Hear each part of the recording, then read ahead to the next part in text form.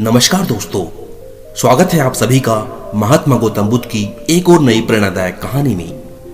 दोस्तों, दृढ़ इच्छा शक्ति की बेमिसाल कहानी आज हम आपके साथ शेयर कर रहे हैं। एक ऐसी कहानी जो दर्शाती है कि अगर इंसान में इच्छा शक्ति हो तो वो असंभव को भी संभव बना देता है।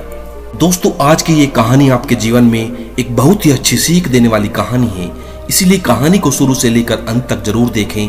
और मेरे जो भी मित्र इस चैनल पर नए हैं उन सभी से मेरा निवेदन है, मेरा रिक्वेस्ट है कि वीडियो को एक प्यारा सा लाइक और कमेंट करके चैनल को शेयर और सब्सक्राइब जरूर कर लीजिए। आइए दोस्तों, कहानी को शुरू करते हैं। बात 1920 की है। हंगरी आर्मी का एक नौजवान लड़का था जिसकी जिंदगी में बस एक ही मकसद था, दुनिया का सबसे अच्छा पिस्टल शूटर बनना। अपने लक्ष्य को प्राप्त करने के लिए वो दिन रात मेहनत करता, घंटों प्रैक्टिस करता और इसी का परिणाम था कि वो अपने देश के टॉप पिस्टल शूटर में गिना जाने लगा। सन 1938 में 28 साल का होते होते उसने देश विदेश की कई शूटिंग चैंपियनशिप जीत ली थी और सभी को यकीन हो चला था कि दाएं हाथ का ये निशानेबाज 1940 के टोक्यो ओलंपिक्स में गोल्ड मेडल जीतकर ही दम लेगा। लेकिन होने को तो कुछ और ही मंजूर था।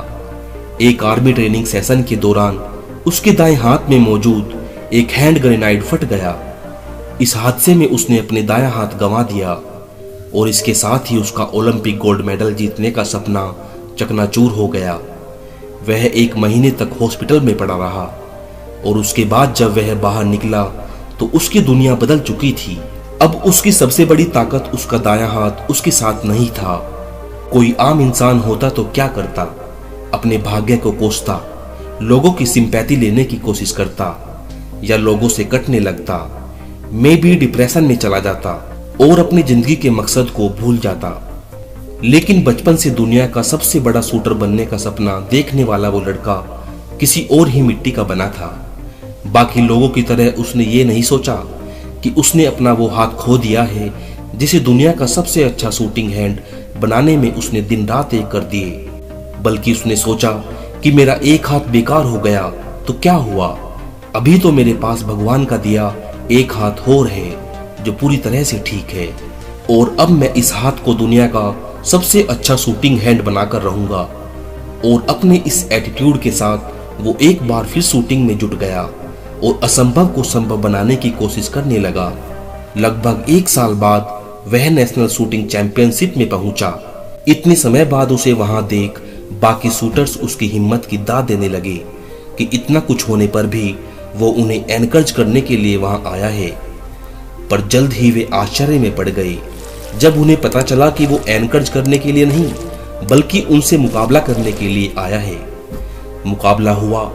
पूरी दुनिया को हैरान करते हुए अदम्य साहस वाले उस शख्स ने अपने बाएं हाथ से वो मुकाबला जीत लिया। एक बार फिर लगने लगा कि वह दुनिया का सबसे बड़ा शूटर अपना सपना पूरा कर सकता है और ओलंपिक में गोल्ड मेडल जीत सकता है। पर दुर्भाग्य तो मानो उसके पीछे पड़ गया था। विश्व युद्ध की वजह से 1940 और 1944 के ओलंपिक्स गेम्स कैंसिल हो गए और सीधे 1948 लंदन ओलंपिक्स कराने का फैसला लिया गया। इस बीच कितने ही नए शूटर अपनी प्रतिभा का लोहा मनवाने के लिए खड़े हो गए। कहां अपने प्राइम डेज में उसे दाएं हाथ से मुकाबला करना था और कहां इतने सालों बाद अब बाएं हाथ से विश्व स्तरीय मुकाबले में भाग लेना था।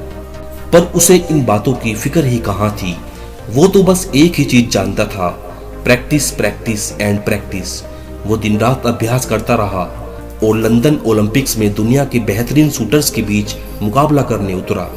उसके साहस, उसकी हिम्मत और उसके धैर्य का आज इम्तिहान था और उसने किसी को निराश नहीं किया। वो उस इम्तिहान में पास हो गया। उसने गोल्ड मेडल जीत लिया। दोस्तों, उस लड़के का नाम था कैरोली टेकाक्स और उसकी ये अविश्वसनीय स्टोरी हर उस शख्स के लिए एक बहुत बड़ा संदेश है जो जरा सी परेशानी आने पर हार मान लेते हैं, जो अपनी असफलता के 50 कारण गिनाने में आगे रहते हैं पर सफल होने की एक भी वजह नहीं बता पाते। दोस्तों, दुनिया में बस एक ही इंसान है जो आपको कामयाब या नाकामयाब बना सकता है। वो इंसान आप खुद हैं। सफलता की संघर्ष में जब भी आपको लगे कि आपके साथ कुछ बुरा हुआ है तो एक बार उस एक हाथ वाले पिस्टल शूटर के बारे में जरूर सोचिए और खुद ही डिसाइड करिए कि क्या ये अपना एक हाथ खो देने से भी बुरा है।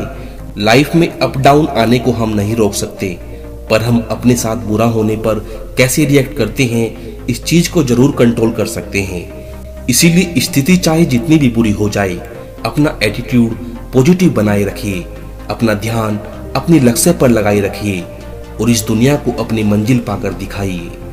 दोस्तों, हमारी आज की कहानी आपको कैसी लगी कमेंट के माध्यम से हमें जरूर बताएं।